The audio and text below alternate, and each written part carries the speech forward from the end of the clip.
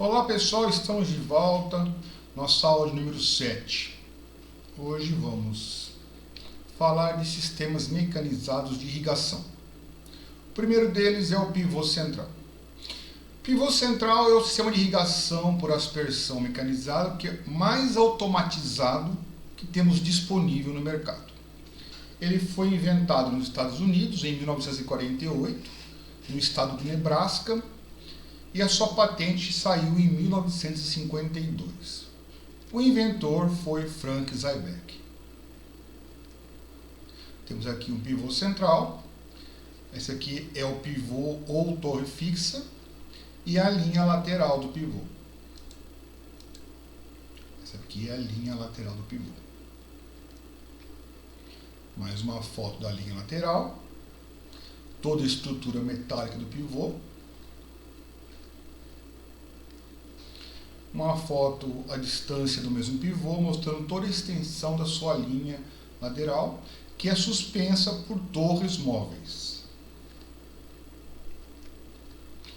Uma visão aérea de uma área com pivô central, irrigando no formato tradicional circular. A patente do pivô central ela expirou em 1969. E aí várias empresas começaram a fabricar pivô central. Fabricar e vender. No Brasil, só foi chegar o pivô em 1979. E o primeiro pivô que foi lançado no Brasil foi o Valmatic. Esse aqui é um Valmatic, que ainda está em operação, já bem judiado com o tempo. Ele era bastante básico, bastante simples. Seu painel também bem simples, com as operações aí indicadas na tampa do painel. A parte interna, com todos os seus comandos, também já bem judiada com o tempo aí. Afinal, esse é um dos primeiros pivôs que chegaram ao Brasil. Bom, do que constitui-se o pivô central? O pivô central é uma tubulação que possui vários bocais ou emissores, com vários aspersores ou difusores, que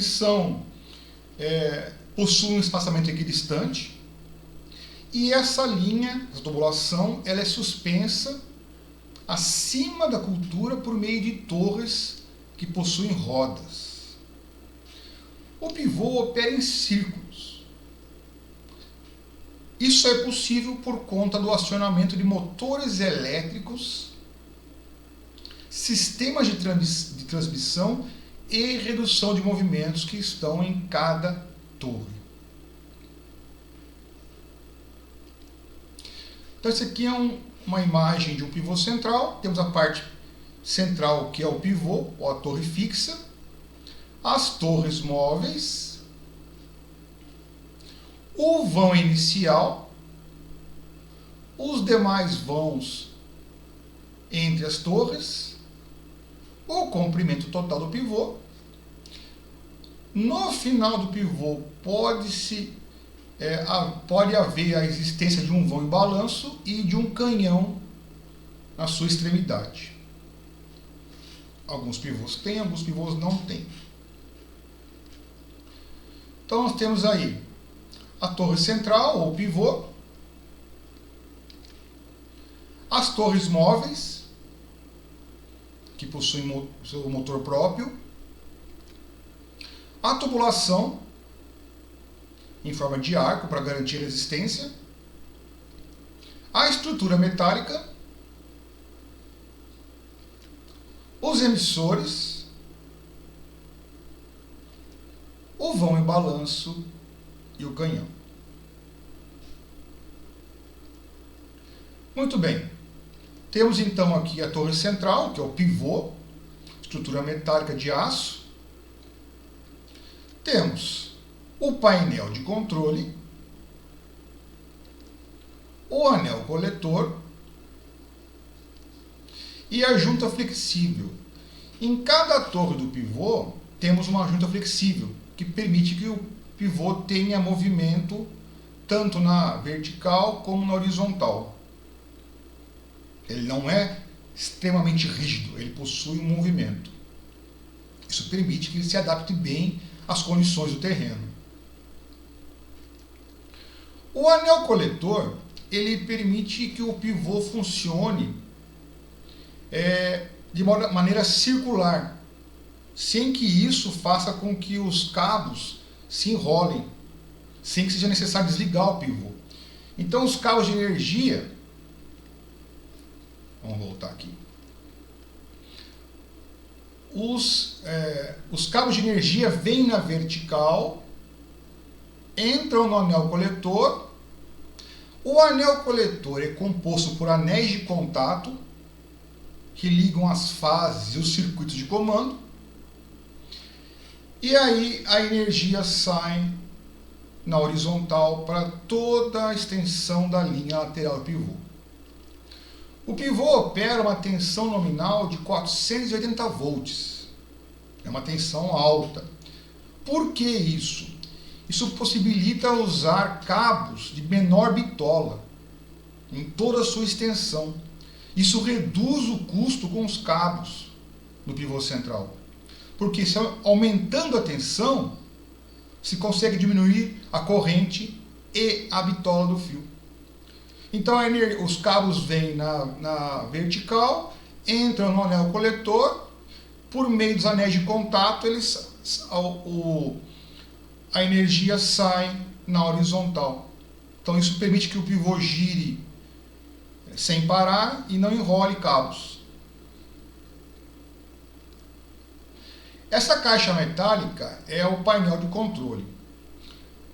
A caixa ela protege contra a umidade todos os comandos que ali estão.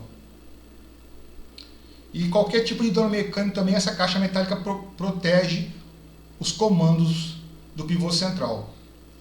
Todo o controle do pivô central é feito por meio de instrumentos que se encontram dentro desse painel, dentro dessa caixa metálica. Então temos aqui o painel aberto. Esse aqui já é um painel antigo, já bem antigo mesmo, bem analógico. Houve uma evolução muito grande dos painéis. No começo eram basicamente analógicos, com uma série de comandos. Tínhamos o indicador de voltagem, voltímetro, indicador de horas trabalhadas, o horímetro, o comando de direção. O pivô pode ir para a esquerda, para a direita, e dependendo do que pretende ser feito na irrigação.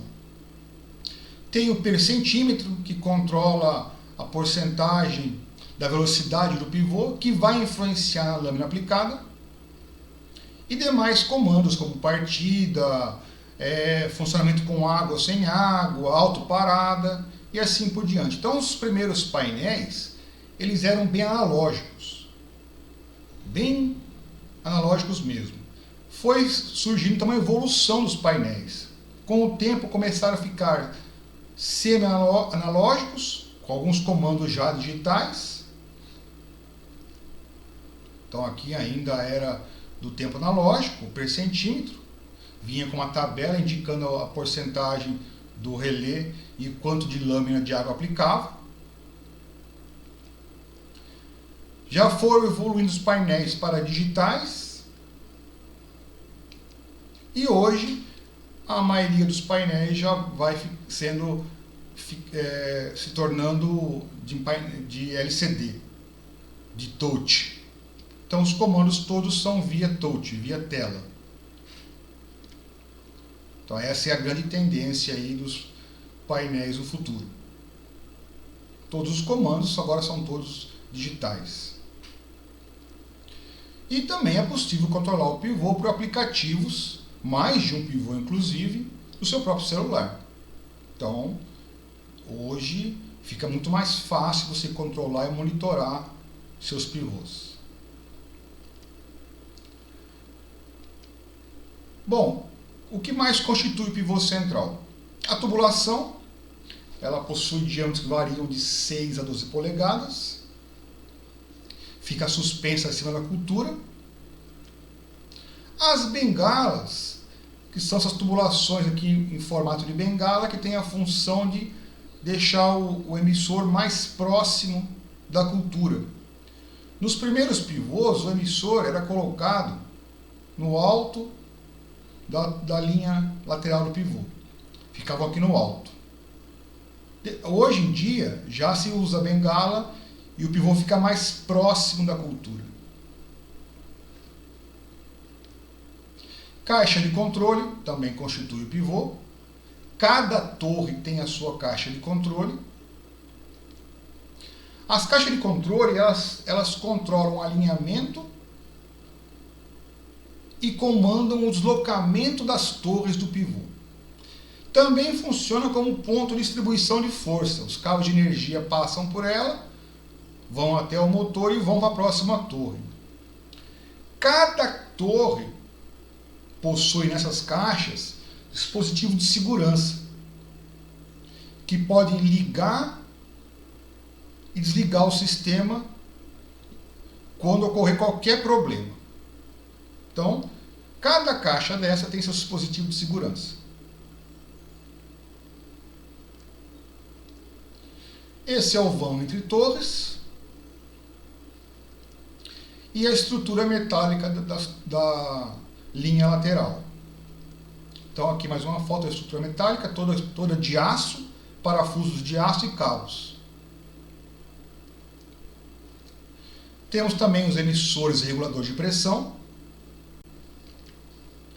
As torres móveis, que possuem seus motores e um sistema de rodas e redutores. As torres existem em diversos tamanhos, vãos de 3, 4, 6 metros, vãos livres. Então você vai encontrar várias alturas de torre. Cada torre tem seu motor próprio. Ele possui de meio a 1,5 CV de potência. Isso permite que haja um controle da velocidade das torres. Por meio de um eixo cardan, o movimento do motor ele é transmitido aos redutores e às rodas. E o conjunto pode se movimentar no sentido horário ou no sentido anti-horário. O conjunto motor-redutor ele tem por objetivo a movimentação. Ele reduz o movimento do motor elétrico e transfere para a roda. Ele é o responsável pelo deslocamento da torre, de todo o sistema. Os pneus são do mesmo tipo que os intratores, variam de 24 polegadas a 38 polegadas de altura e de 11 polegadas a 16,9 polegadas de largura. Solos onde há problemas de tração podem ser adaptados na roda aros de tração, para que o pivô não patine. Os emissores que são usados no pivô central. Temos os emissores do tipo oscilante, do tipo spray, os rotativos e ainda em alguns pivôs os aspersores de impacto. Os primeiros pivôs eram todos com aspersores de impacto. Hoje ainda encontra alguns usando esse tipo de emissor. Cada emissor, cada aspersor ou difusor possui o seu regulador de pressão. Qual a função do regulador de pressão? Eles controlam a flutuação de pressão que ocorre ao longo da linha lateral. Isso vai permitir que não ocorram desvios de vazão indesejáveis e não ocorra excesso de aplicação de água em alguns pontos. Os reguladores de pressão eles se desgastam muito rapidamente. Eles têm uma vida útil muito curta. Mais ou menos 4 a 5 anos eles funcionam bem. Esse tempo pode ser reduzido ainda se for injetado produtos químicos na água do pivô. Então, a manutenção dos reguladores tem que ser feita com certa frequência e a substituição deles a partir de um certo tempo. Eles perdem eficiência e o pivô acaba ficando com uma aplicação desuniforme. Então está aqui uma observação, uma manutenção no pivô central, no momento que ele está entre uma safra e outra. Aí verifica se o acúmulo de sujeira ali, de restos vegetais, bem no regulador de pressão, que também interfere no funcionamento. O vão e balanço, alguns pivôs possuem, outros pivôs não possuem. O vão e balanço ele aumenta a área irrigada sem grandes investimentos. Em vez de eu colocar mais um vão com mais uma torre, eu ponho só o vão em balanço e consigo aumentar a área irrigada. Seu comprimento varia de 4 a 24 metros, só que terrenos que são muito inclinados, eles vão gerar um esforço desnecessário para o pivô. Vai forçar a estrutura do pivô. Então, em terrenos com maior inclinação, deve ser reduzido ou retirado o vão em balanço. No final do vão em balanço, pode haver um canhão final, um aspersor de grande porte, o canhão, a gente já conhece. Ele tem uma qualidade de irrigação inferior. É um canhão de grande porte, ele está muito sujeito ao vento e à radiação, então sua qualidade de irrigação não é tão boa. Mas com ele eu tenho um acréscimo de área irrigada. Então às vezes é interessante ter um canhão no final da tubulação, no final do vão em balanço. Pode ser que a bomba do pivô não tenha condições de dar a vazão e a pressão suficiente para atender o canhão. Então pode ser necessário no final do vão em balanço se colocar um booster, um canhão, uma bombinha menor, para realmente dar esse impulso que o canhão precisa. Então se chama booster essa pequena bomba. Ela é própria para usar para o canhão. A vazão do canhão vai depender da área molhada e da lâmina que vai ser aplicada. Mas ele permite um ganho de área irrigada. Então temos aqui um canhão, ao final dele um vão em balanço, temos o pivô, a linha lateral, no final do vão em balanço um canhão e ele tem um acréscimo de área irrigada.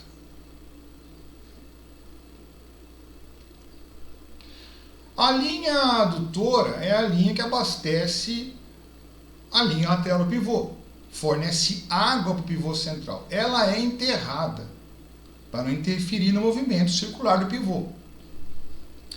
Ela conduz a água e a pressão que é requerida pelo pivô central. Ela é constituída de tubos apropriados para serem enterrados, para que não haja problemas com esses tubos, que não ocorram perfurações. Então são tubos apropriados e ela é totalmente enterrada. E logo na entrada do pivô tem ali como se medir a pressão que está chegando no pivô. Temos um manômetro ali para medir a pressão. Essa aqui é uma válvula de retenção que é colocada antes da bomba, entre a motobomba e o pivô. Porque ao desligar a motobomba, dependendo das condições da área, a água pode voltar com muita força, vindo do pivô em direção à bomba, e dar um golpe de ariete. Então a válvula de retenção impede que a motobomba sofra qualquer dano por conta desse golpe de ariete. Essa é a motobomba do pivô central, o motor elétrico, a bomba, tá? Geralmente é colocado numa instalação protegida, tem seu próprio transformador. Essa aqui é a tubulação de sucção. que vai até a fonte de água. Como se movimenta o pivô central? O pivô central se movimenta de maneira circular.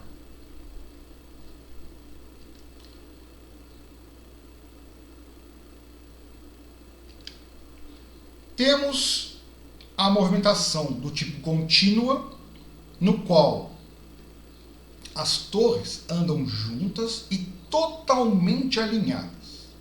Parece uma peça única, parece um ponteiro de um relógio. Ele anda totalmente alinhado. Esse tipo de pivô, de movimentação contínua, ele não possui o pressentímetro. Você digita no painel a quantidade de água que você quer aplicar e o equipamento faz o controle automático da velocidade. Esse tipo de pivô de movimentação contínua, ele possui uma série de programações de velocidade que podem ainda se alterar de acordo com o ponto que esse pivô está no momento. Então, é um sistema mais novo, sistema de movimentação contínua e bastante interessante. No sistema ainda de movimentação contínua, a potência do motor ela se ajusta também à topografia da área. Quando está em aclive, ela vai consumir mais energia. E quando está em declive, consome gradualmente menos energia. Um sistema inteligente. Os motores das torres têm rotação controlada, se utiliza inversor de frequência dos motores. Por isso ele consegue andar de maneira bem alinhada mesmo. Cada motor vai ter um controle de rotação, por conta do inversor de frequência, que mantém esse alinhamento. Os pivôs de movimentação tradicional funcionam de um outro jeito. O movimento do pivô tradicional se inicia na última torre. O painel de controle manda um sinal para a caixa de torre da última torre. A última torre põe o motor dela em operação. Isso vai gerar uma reação em cadeia da última torre até a primeira. Vamos considerar que nós regulamos o pivô para andar a 100% de sua velocidade. Nos pivôs tradicionais, você consegue regular essa velocidade. Então, vamos supor que você regulou o pivô para funcionar a 100% da velocidade. O motor da última torre vai funcionar 100% do tempo. Então, a última torre vai começar a se movimentar continuamente, não vai parar.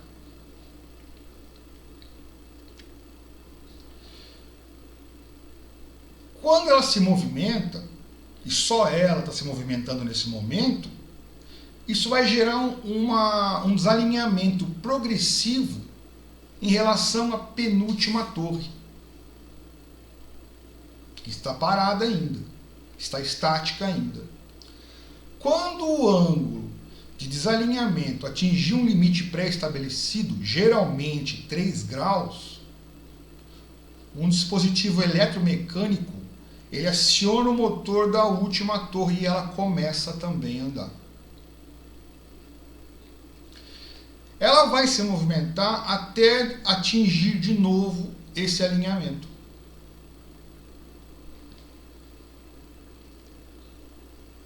Então temos aqui um pivô com 3 torres. É dado o comando do painel para a última torre, para a caixa da última torre, que aciona o motor da última torre e essa torre começa a se deslocar. As outras torres anteriores estão paradas ainda. Só a última torre está em deslocamento. Quando a defasagem entre a última torre e a penúltima torre atingir em torno de 3 graus, a penúltima torre é acionada. Então, quando atingiu a defasagem em 3 graus, a última torre começa também a se deslocar. O deslocamento da penúltima torre vai gerar um outro ângulo de defasagem com a antepenúltima torre. E quando também atingir 3 graus, vai entrar também em movimento.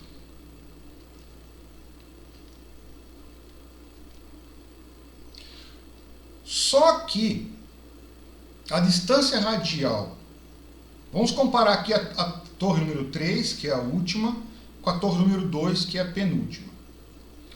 A distância radial que a penúltima torre, no caso a 2, tem que percorrer é menor do que a última torre. Então, como elas têm a mesma velocidade, a última torre vai acabar ultrapassando a penúltima torre, vai acabar ultrapassando a última torre. O que vai gerar um outro desalinhamento, igual está aqui na imagem. Quando esse desalinhamento também atingir 3 graus, a penúltima torre para e a última torre continua andando. Ela vai se alinhar novamente, vai continuar andando, vai desalinhar novamente e quando ocorrer de novo o desalinhamento, a segunda torre novamente, a penúltima torre novamente é acionada. Isso vai ocorrer uma reação em cadeia, de uma torre para outra. A última torre é a única que não está parando. Ela funciona continuamente. As demais torres vão funcionar de acordo com alinhamento e desalinhamento.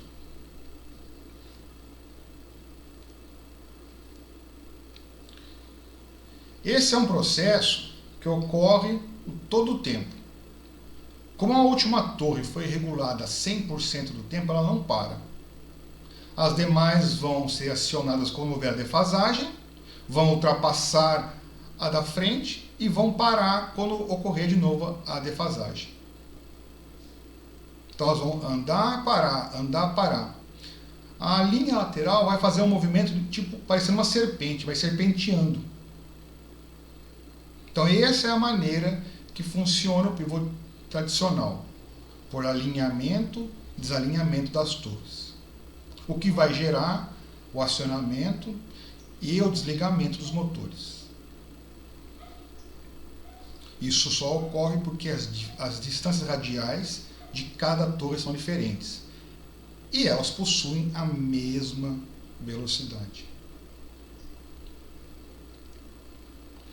Esse aqui é um sistema de torre que permite que haja uma movimentação. É uma torre que tem um giro, ela consegue abrir um ângulo na área. Ela tem um sistema, um eixo móvel nas rodas. Então, com isso, você consegue fazer um ângulo de abertura em alguns vãos do pivô.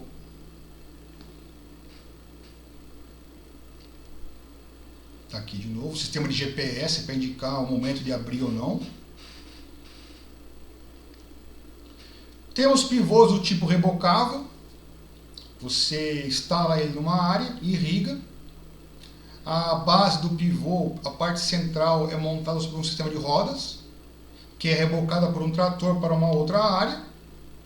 É feita a irrigação nessa outra área. Acabou, desloca para outra área e assim por diante. Em cada área tem um ponto de entrada de água e de energia para se conectar ao pivô.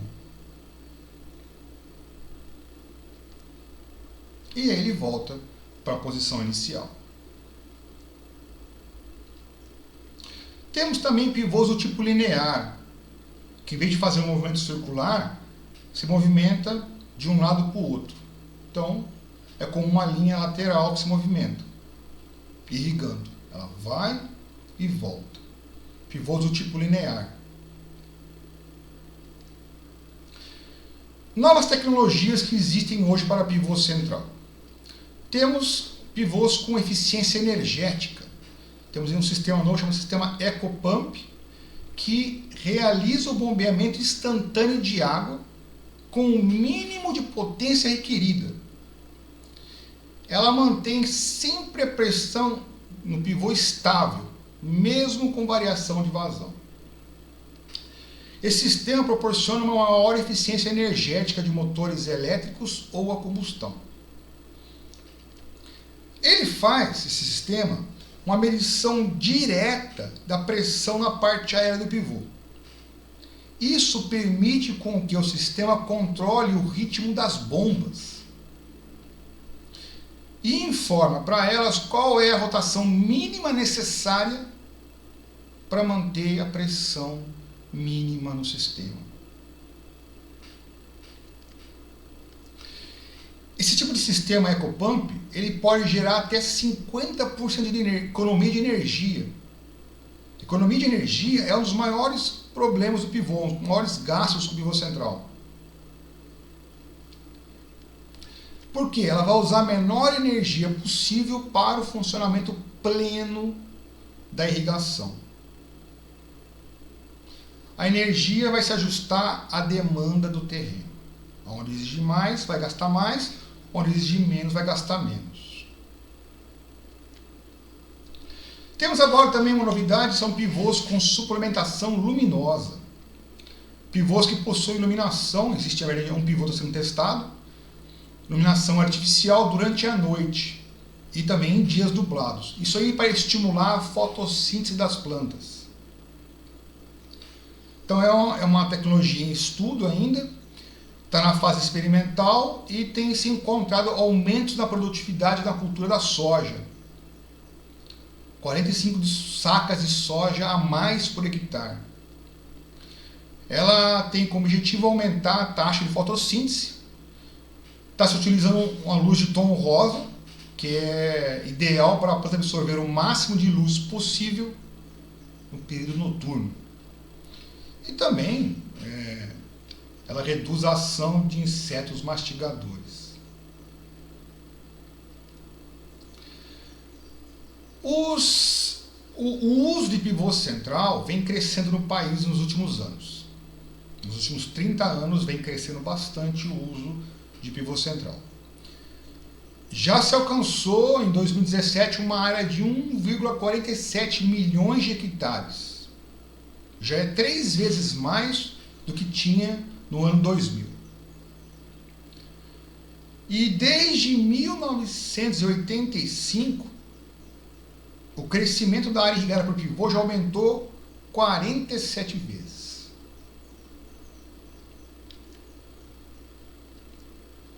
Tem uma frase aqui interessante que é: esse é o sistema que mais cresce e deverá continuar liderando a expansão da área irrigada no médio prazo.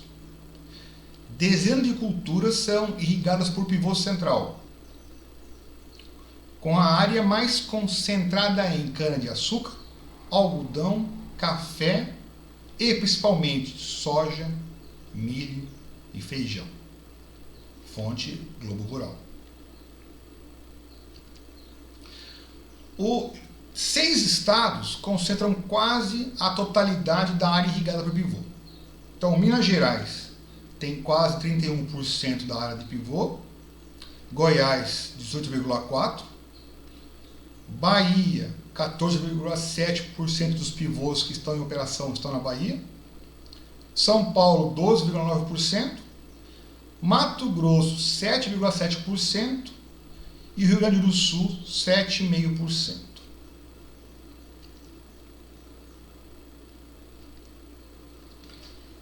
Entre 2010 e 2017, o crescimento mais significativo foi no Mato Grosso, seguido pelo Rio Grande do Sul. Os polos de irrigação nacionais são, os que têm mais destaque são Oeste Baiano e São Marcos em Goiás, Paracatu e Araguari em Minas Gerais, a região do Alto Paranapanema, em São Paulo, Uruguai, no Rio Grande do Sul, e Rio das Almas e Alto Araguaia, em Goiás. Obrigado.